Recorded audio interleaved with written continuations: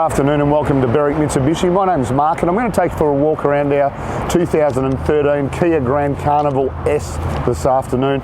Start off at the front of the car. You notice all the chrome garnish around our grille there at the front, and deep down in the bottom of our front bumper are our fog lights as well. Finished in what I'd call probably a platinum. It does present really well. No real touch-ups or scratches or anything that I can see.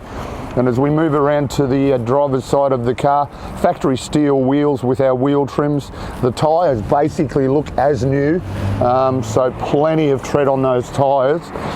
We've got colour-coded exterior mirrors with the indicators in the mirrors, colour-coded door handles as well. And really, as we move around and down the side of the car, once again, I'm keeping a really close eye out for any scratches or imperfections, but you know, probably just a little mark there that'll polish off the car anyway. And then we have our rear step there in conjunction with our colour-coded reverse parking sensors, and you know, the little scuff plate to protect it as well. Now as we get around to the passenger side of the car, consistency's you know, 100% right around this. Can't really see any marks or scratches or even touch-ups for that matter. So certainly for a 2015 model, it has been really well looked after. I should say 2013 model has been really well looked after. So now we'll come around to the front of the car and just have a look at under the bonnet. So powered by a 3.5 litre V6 motor. It actually, even though it's a V6, it'll deliver great fuel economy. 10.9 litres combined per 100 Ks, whilst giving you 202 kilowatts of power and 333 Newton meters of torque at the same time. Around at the rear of the car now, and when we open the tailgate in the Carnival, first thing that it shows you is the flexibility that we have here. At present, we've got it set up as a 5-seater, so you can see the volume of storage area that you've got here as well. Cup holders in the back just for the third row passengers once it's set up and you need to utilise that much space. With our seats, we just lift that release, so you see those two tags at the back. You lift them up, they release the seat, lock it into position, and then the reasoning for this strap, it's usually just velcroed there, so you don't actually have to reach right into the car just to bring the back part of the seat up into position. Pop our headrest up if we need to as well.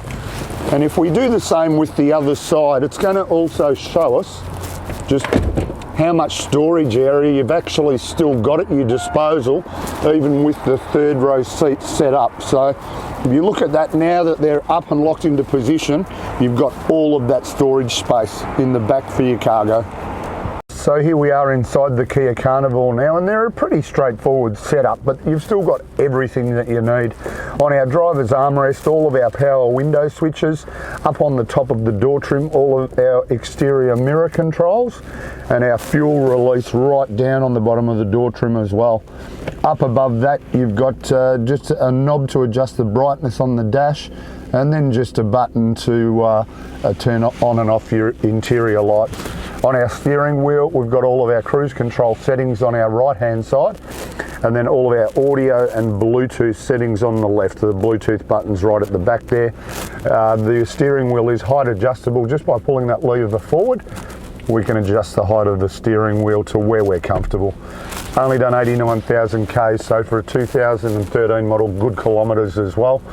Now we move into the centre section, and we've got obviously our little digital clock up the top, and then our audio system here, which obviously is MP3 compatible, AM/FM stereo with CD, and then we've got climate control air conditioning, so we just set our temperature to either warm or cool, depending on what we want. And then you've got all of your controls for your fan, and then all of your controls for your aircon or heating in the rear as well. Now the important thing is as well that you do have vents running all the way through the car. So front, second and third row vents, just to ensure all of your passengers are nice and comfortable no matter what the weather is. Electronic stability control button there as well. A little storage compartment just on our right, and then our auxiliary and USB inputs there as well. We've got our transmission, which just an automatic, or we can drive it as just an auto, or bring it across into what's called either manual or sport mode. It gives you the ability to change through the gears manually if you wish to. 12-volt outlets there on our left-hand side. A little ashtray that's never been used, and then right down below that, we've got our cup holders there as well. Below that as well, another little storage compartment here. Now we'll scan around the interior. You notice how there's a fair gap here as well. You can actually, passengers can access from the second row seats through to the front seats if they wish, and I advise you strongly not to do that when you're in motion. Also, you notice you've got the armrests on the front seats that you can adjust. You can put them out of the way or adjust them in height. Oh no, you can't adjust them in height. You can adjust them into any position you like as long as it's that one. Of course, you've got your flexibility in the second row seats, which we're actually going to demonstrate shortly. But just before we do that, I'm just going to have a quick look at the service books for us and just see exactly where this car's been. Originally a company car, registered, the warranty start date 14th of the 8th 2013, so it's just about out of new car warranty, which we're going to have a chat about that very shortly. And then of course, being a company car, you know that the servicing's going to be absolutely perfect, which it is.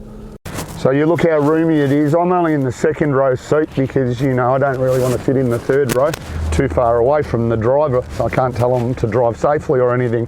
So stacks of room. You've got a full 8-seater at your disposal, 3 seats in the second row, 3 seats in the third row.